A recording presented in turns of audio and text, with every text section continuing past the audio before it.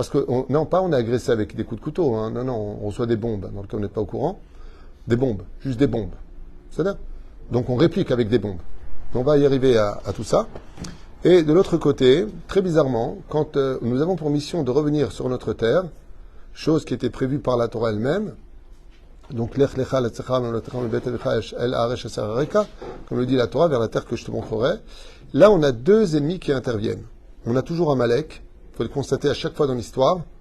On sort pour aller on quitte la Mésopotamie pour aller en Israël, et on tombe sur le Amalek de cette histoire qui a été à l'époque Pharaon, qui fait prisonnière une juive, c'est bien, prisonnière, mais cette femme est pure. Pharaon ne peut pas abuser d'elle, il ne peut pas la toucher. Il y a un ange, comme dit Rashi, qui le frappe. Tu ne t'approches pas d'une femme qui est Kedosha. Et la deuxième chose, c'est la famine. C'est en Israël, il y a deux choses qui repoussent la Aliyah.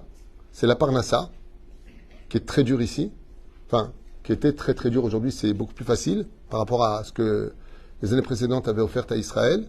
Seulement, le problème, c'est que tout a augmenté, ce qui fait que même si tu gagnes bien aujourd'hui, par rapport au coût de la vie, tu es toujours en retard. Dans le Tachles, on voit qu'Abraham vient pour monter en Israël, et c'est pour cela que la terre d'Israël s'appelle Canaan. Ce pays ne s'est jamais appelé la Palestine, jamais. Je vous défie de me montrer dans l'histoire d'où cette terre s'appelle la Palestine, à part Adrien qui l'a lancé et qui, par les historiens, par la suite, lui ont donné ce nom. Mais il n'a aucune racine historique en tant que Palestine. Aucune. Aucune. À l'époque de Rome, ça s'appelait Israël. Ça s'appelait Israël. Je suis ancien prof d'histoire, je sais de quoi je parle.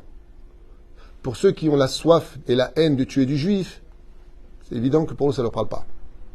Comme on peut entendre dans les réseaux sociaux, tac-tac et tactique et je sais pas quoi, mais on ne peut plus mort de rire. Enfin, je ne vais pas dire mot mort. Je vis de rire. Quand j'entends des ignorants, mais des ignorants de très très très haut niveau, qui vous disent je vais vous expliquer en deux mots, c'est très simple. Il y avait un peuple qui vivait sur sa terre, il y avait un peuple qui n'avait pas de terre, il est venu voler la terre.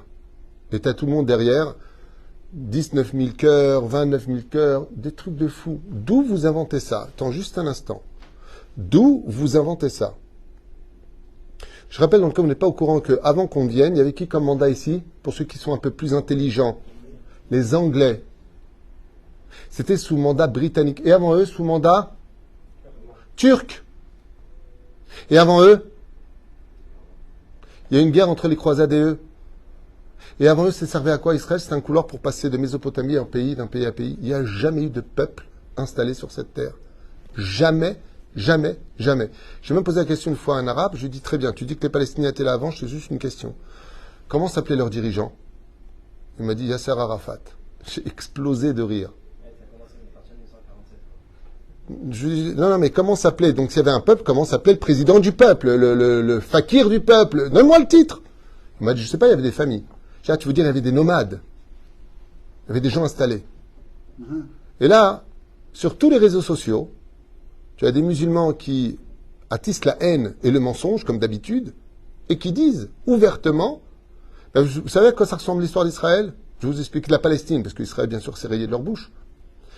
C'est comme si il y avait des Français qui étaient installés, ils prennent l'histoire de la France, et d'un peuple qui vient les déraciner pour faire sentir aux Français ce que vivent les uns et les autres.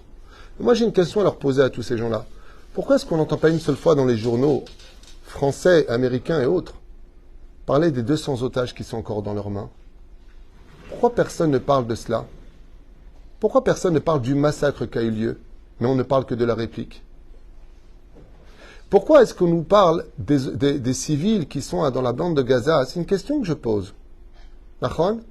Et qui servent de bouclier pour le Hamas ou d'eux-mêmes volontaires parce que mourir par cette idéologie, pour eux, c'est un mérite. On n'a pas la même vision de la vie, la valeur de la vie. C'est-à-dire que si en tant que brigand, je prends quelqu'un comme civil et que je le mets devant moi, et que cette personne prend une balle, qui l'a tué? Celui qui a tiré ou celui qui l'a mis devant lui? N'importe quel abruti sur Terre te dira, d'ailleurs c'est ce que font tous les brigands, ils prennent des otages, ils les mettent devant. Ça veut dire qu'ils prennent ce qu'on appelle des boucliers humains.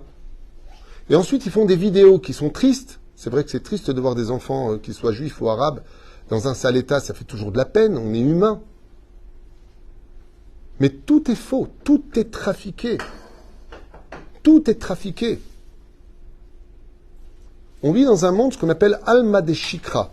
Comme ça dit le Zohar HaKadosh il y a 2000 ans en arrière. À la fin des temps, la Gemara le rapporte aussi dans Masechet Sota, Bedaf, même tête à Moudbet. Vea Emet Yader. Il n'y aura plus de vérité sur terre. D'être moral, c'est être immoral. D'être immoral, c'est être moral. Les choses sont dites de façon absolument abjecte. On parle de démocratie dans les pays arabes par rapport à nous. Mais allez étudier qu'est-ce que la démocratie bichlal. J'ai fait une liste d'Israël de tout ce que nous offrons